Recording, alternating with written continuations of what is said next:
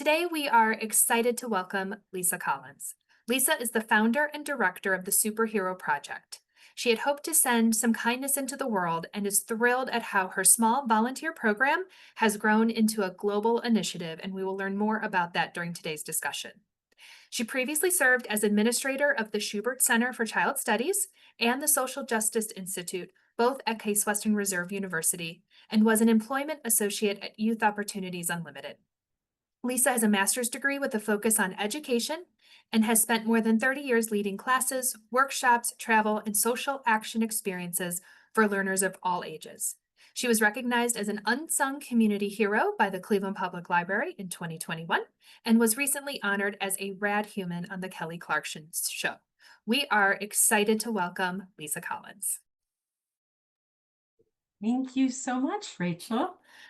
I'm excited to be here, and I want to say thank you to all of you for joining us. I absolutely love sharing sharing our story, and so I'm very excited to be here.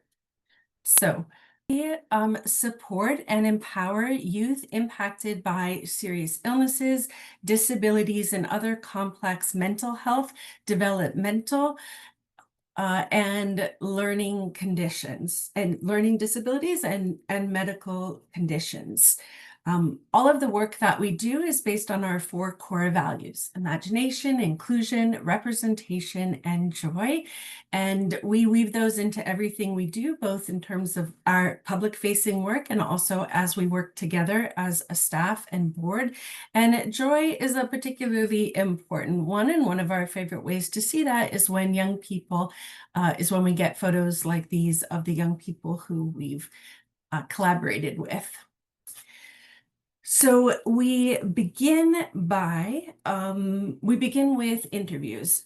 We do individual, personalized, strengths-based, developmentally appropriate interviews, and really based on each individual child's cognitive abilities, to ensure accessibility.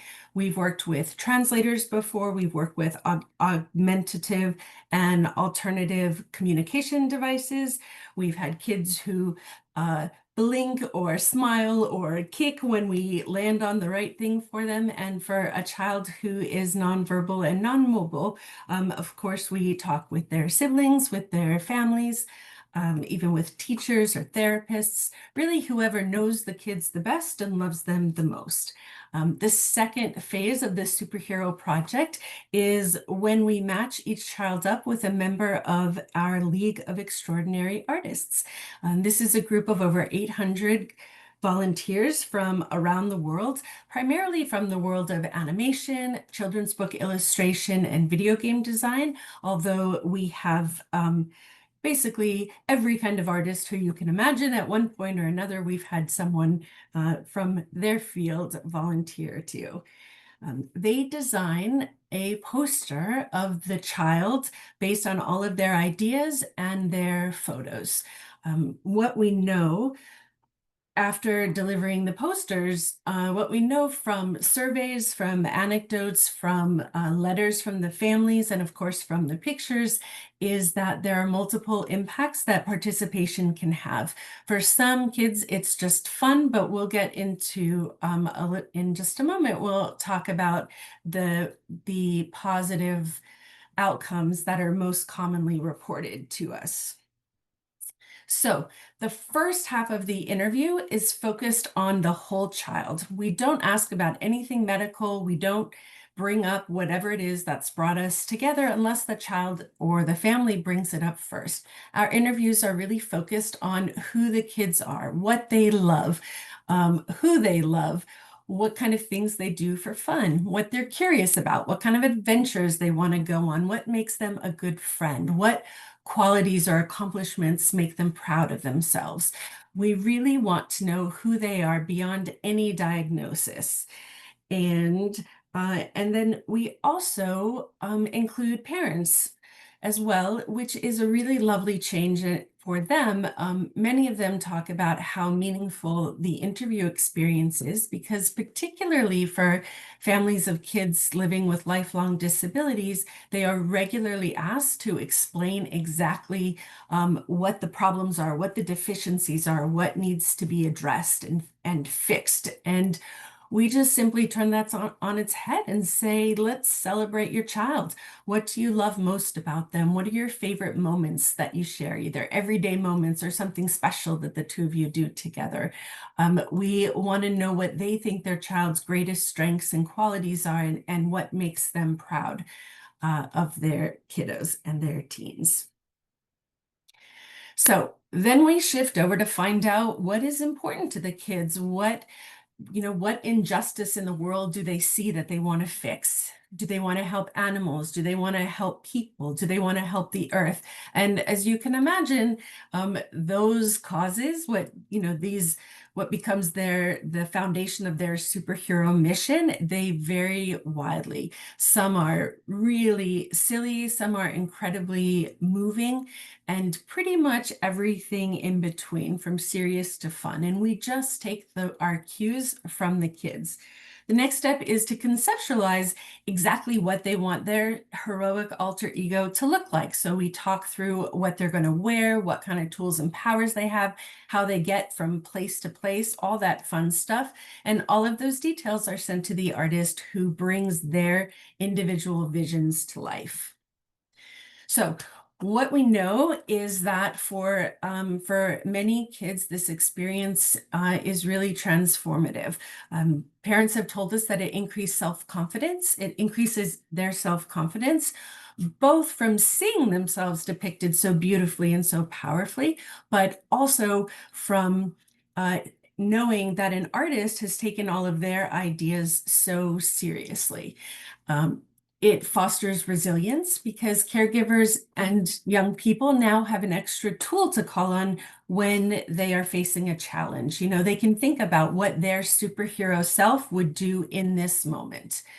It builds feelings of connection and community, partly by parents having the opportunity now to show their neighbors, their extended family, their faith community, their school community, people who may have stepped away because they don't know what to say and they're so afraid of saying the wrong thing that they just don't say anything at all. And so families feel isolated. And these posters are a way for parents to say, this is how we see our child, and this is how we want you to see our child too. And finally, it inspires hope, knowing that there are people around the world who are thinking about them, caring about them, and wanting to do something special for them. I began by doing interviews at Rainbow Babies and Children's Hospital, which you can see both in the big picture and down at the feet of Tim Tall there. But I quickly began getting requests from outside the hospital and beyond. So at this point, we're over 1,800 young people, every state except North Dakota, that's the lone holdout, and DC, and from other countries. And although we really do have this sort of global footprint, I and our organization, oh, and we've had some fun national press, and we had a couple of radio stories on the National Canadian Broadcasting Company, like their version of NPR. But we really are committed here to the Cleveland and the Northeast Ohio community as well, which comes out in a bunch of different ways. We've supported youth in foster care. Even without knowing a medical diagnosis for those kids, we know that they've experienced trauma. There may have been violence or food insecurity, housing insecurity, all these things which lead to a decline in mental health. And so we definitely want to support them. One of the social workers who we worked with at DCFS talked about how for many kids in foster care, they're really unable to look past the next day, the next week, maybe the next month, because everything in their lives is so unsure. And that this experience gives them a chance to sort of step back and breathe and think about what they can do in the future and how they can help others in the future too. We also have done groups of posters for other community organizations. One is the Friendly Inn in the central neighborhood, and we have a very cute video with some of their reactions to getting posters, but we'll skip that for now. UH commissioned an exhibit of current and former rainbow patients, which was up for quite some time because right after our opening, COVID hit, and so they couldn't get in to change it. So it was up for many, many months. We've worked with Positive Education Program, which is a wonderful alternative school program here in Cleveland.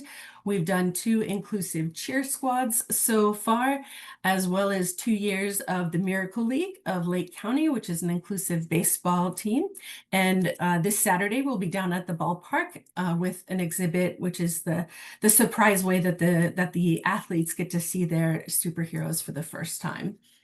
We also have a touring exhibit, which has been widely shown around the Cleveland area, which focuses on representational justice and features superheroes created by Black, Latinx, Native American, Arab American, and Asian American youth. And I think this video is like 2 minutes and like 10 seconds. Is that all right if I show this one? And then great. So this is the framing essay that was written by a local artist activist named Amanda D.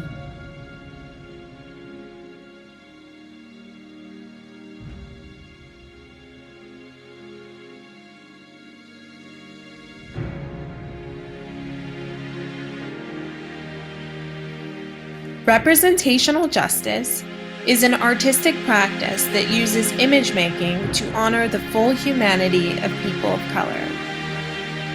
Practitioners of representational justice use artistic production to counter dominant narratives about race and power by showing the beauty, dignity, and strength of communities at the margins of society. Representational justice reclaims space in visual culture for people who are systematically excluded from full participation in society. For youth especially, it is an important opportunity to say in the face of othering, "I am beautiful." Interventions around race and politics are orchestrated through images. To see the full spectrum of marginalized individual identities represented in images is to free us all from our nation's history of inhumanity and to usher us into a more just and equitable future. The Superhero Project brings representational justice to the community by visually transforming youth of color facing serious illness or disabilities into the superheroes they are inside, limitless in power and brave in the face of injustice. The superhero alter egos created by the youth reimagine self-portraiture. They function to affirm their dignity and counter stereotypes about disabilities. Above all, they elevate youth of color with disabilities from one of the most marginalized and excluded groups in society to the most celebrated protectors of the universe. Their visions motivate us all to use our talents to effect change in the struggle for racial equity and justice.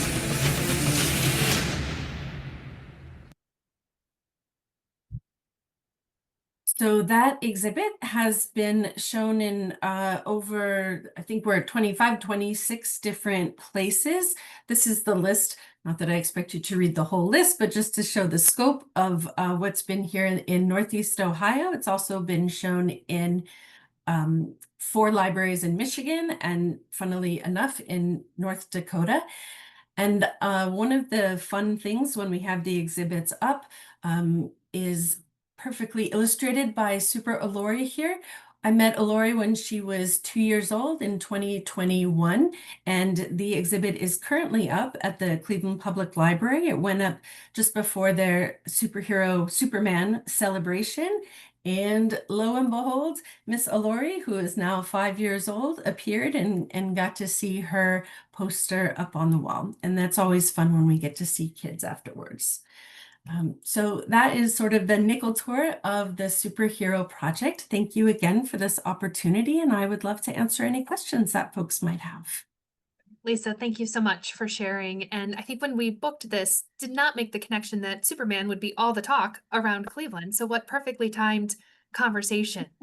How does interest in the superhero project change during the opening of big superhero movies like Superman? I think that from when we began back in 2016, 2017, superheroes were already having kind of this moment in the zeitgeist just because of all these Marvel movies. I will say the exhibit that I mentioned that went into North Dakota, that was actually a movie theater that reached out to us. They wanted to have a small exhibit in the theater to celebrate the opening of the last Captain America movie, and they were particularly excited that we could send superheroes of color because Captain America is now being portrayed by a Black man, and so that's so sometimes that pops up, but I just think generally superheroes are cool. And as you also saw, certainly from looking through all the posters, not everybody designs conceptualizes their hero as sort of a traditional superhero with the bodysuit and the cape and all of that, as we really have a whole wide range of what their superheroes, what they imagine their superheroes to look like, their superhero selves. It's actually a great connection to the next question, which is, what's the most unique superpower a child has asked to have? Someone usually asks some question like that, and I always try and think of a few. I used to know all of the superheroes and all of their missions and all of the artists by heart, but now that it's gotten big, I don't know all of them. One of the tools that I really loved was a young guy who wanted to stop bad guys by catapulting chocolate cakes into their faces so that they couldn't see anymore. And so the artist designed this awesome like backpack sort of thing, which would fling the chocolate cakes. So that was definitely one of my favorite. Just this past weekend on Sunday, I interviewed a girl who she wants to have a mermaid tail, and she's a unicorn lover as well. And so when I asked her how she wanted to get from place to place, she said she wanted to have a mermaid unicorn car that went underwater. And I said, tell me what that looks like. And she said, as though it were perfectly obvious, well, it just has a mermaid tail and a unicorn head. I was like, okay, let me write that down for the artist, and we'll give them a fun creative challenge. It is very fun. I mean, taking art direction from an 8-year-old can be tricky sometimes. Well, and you mentioned some of the populations that you work with and going through some challenges, some traumas. What are some best practices that you use to build trust with the children to really get at those creative conversations?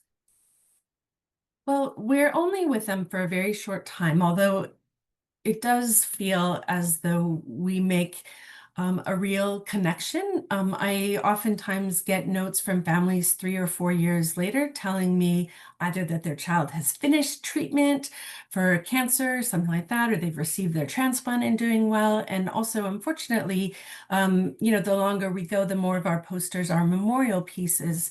And so a lot of families reach out to me then as well.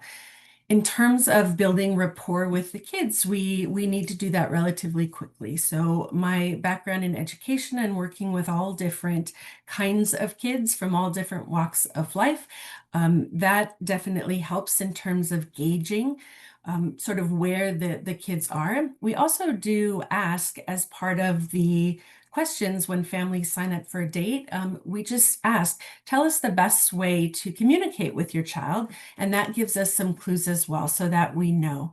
I think a lot of it is being patient, being responsive, and really following up. I just had an interview with a little girl who was very shy. And so she mostly whispered the answers to her mom, who would then repeat them to me. And that is great. That's totally fine. I think so many kids, especially those with critical illnesses, are always being asked, how are they feeling? What do they need? they've really lost a lot of agency over their physical selves.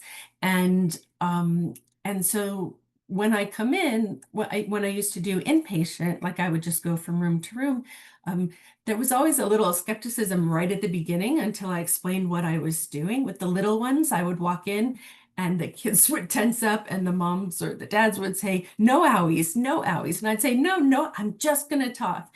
And as soon as we jump into this question about, okay, well, tell me, do you have any favorite movies or TV shows? What kind of music do you like? What are your favorite things to learn about? Like once you start asking those questions, and especially when you start asking them the very specific questions about each individual component of their outfit, I think they realize, oh, wait a second, this is about me. This isn't about my sickness. This isn't about, me not fitting in with my peers or me being behind in classes or any of that. It's really just about them. And for the most part, people love talking about themselves, and we ask some funny questions and some silly questions. And, one of my favorite things to ask is if they have a pet, whether or not they have a pet, I say, if you could have any animal at all, a wild animal, an ocean animal, a farm animal, a zoo animal, anything at all for a pet or a mythical animal, what would you like to have? And then, that sort of gets them thinking. And then I ask where they'll keep it and what they'll feed it. So that same little girl who wanted the mermaid and the unicorn, of course, she wanted to have a unicorn. And she said she would keep her in her room, in her bedroom, and feed her cupcakes, which is fantastic. Makes sense to me that that's what unicorns would want. Lisa, you have built this from kind of a volunteer project to a nonprofit to having this global spread. How have you navigated that growth over the past few years? Well, I was sort of, I'm Elisa Feingold is here on the call. She was our founding board president and one of my best friends who helped me, even before we were official, just helped me kind of think through what this might look like or how I could keep doing this and that kind of thing. And we had an angel step forward in 2020 who said, I'd love to give you a gift, but you need to become a nonprofit. And so that was kind of the push. I don't know if I would have jumped quite so soon. And then really by the middle of 2021, I realized, okay, well, now we have some money. And if I want to figure out how to use this gift and how to become a sustainable organization, I really need to do it full time. So at the end of 2021, I left my job at the university and started doing a superhero project full time. For several years, we were doing great, making more and more money each year. I think like many nonprofits, this year has been tough. And looking ahead, it's a concern, especially now we have one other full-time person and we have a half-time person, and we also have a few part-time people. I we did superheroes for 2 rural counties, a program through with a grant from the Ohio Arts Council, and there was no way I could add 40 interviews into my schedule. So for the first time this summer, a few months ago, someone else started doing the interviews. One of our bottlenecks, spots as well, was that when the posters are done and printed, we write a short character story based on the kids' ideas, and we send that with the posters as well as with a note and a bio from the artist. And so we brought in a couple people to help write those stories, because that was another place where posters were piling up.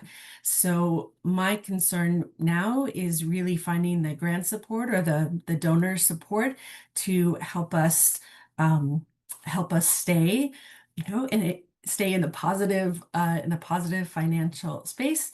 We have one when we go out and do superheroes for groups, that is a revenue generating thing, because we charge this sponsoring agency, and then in addition to the families getting the experience, the sponsoring group also gets a full set of posters as an exhibit. And so they use those. I know the Friendly Inns is still displayed in one of their conference rooms. And I know that they kept the Miracle League kept the exhibit up through the whole rest of the season. And so, but that's really a small percentage of the income that we're bringing in. And what's coming up next for programming? Well, we'll continue our core Power Posters program, but I'm very excited. Something I've been working on for many, many years, which is a new initiative sort of under our umbrella. We have gotten the funding to do a new program we're calling Heroes Within, and that is focused on supporting the most vulnerable group right now, a group of young people right now in this country, those with the highest rates of mental illness and other mental health conditions, the highest rates of suicidal ideation and suicide completion, and that's the LGBTQ community. And so we are working with the LGBT Center here in Cleveland, as well as some other partners, to do this positive social emotional experience with those youth. And in addition to what they're going to get out of it, that we're also asking them to share their words of wisdom, the young people, and the collection of those heroes, 40, will become our newest touring exhibit, and we hope that that's going to tour widely as a way to support other youth in that same community, and as a way to really raise awareness and open the eyes. You know, right now that community is facing a lot of existential issues, but many activists in that community also believe that this is still a time for celebration, and that we need to tell stories and share stories of young people, you know, not just surviving, but thriving. And that's what we hope this is going to be for them. For those of us on the call who are interested in getting involved, how do we best do so? Logistically, you can just go on our website and send a message to me, or you can email me. I can put my well, you'll send stuff out to everybody, so you can email me directly. We always need folks to help with our in-person events, to help, you know, if you have fundraising experience. We're looking for 1 or 2 new board members as well, because we know at the end of this year, that's going to be shifting. Most importantly, if you know a young person or a family who could benefit from this kind of experience, please do send them our way. It's mostly word of mouth at this point that we find young people. We don't need to do any targeted recruiting. But also, if you know any artists, we're always looking for new artists to join us as well. Well, Lisa, And go I ahead. can see Lisa thinking, and of course, you know, any financial support or grants that you know of that you think would qualify for us. I've also gone into many different companies and many different places to do presentations, sort of a longer presentation with more fun videos than this one. And that's a wonderful way for us to get the word out and to sort of inspire some contributions and new supporters as well. So if you are at a company, or you know, your spouse or your partner or your friend or your child or your parent is at a company that that does do like lunch and learns or something like that, we would love those referrals so that we can share our story more. Well, Lisa, thank you so much for sharing such an amazing mission and the impact that you have in our community. So we thank you to you and all of the artists for bringing a lot of smiles to some wonderful children's faces. Thanks, Rachel.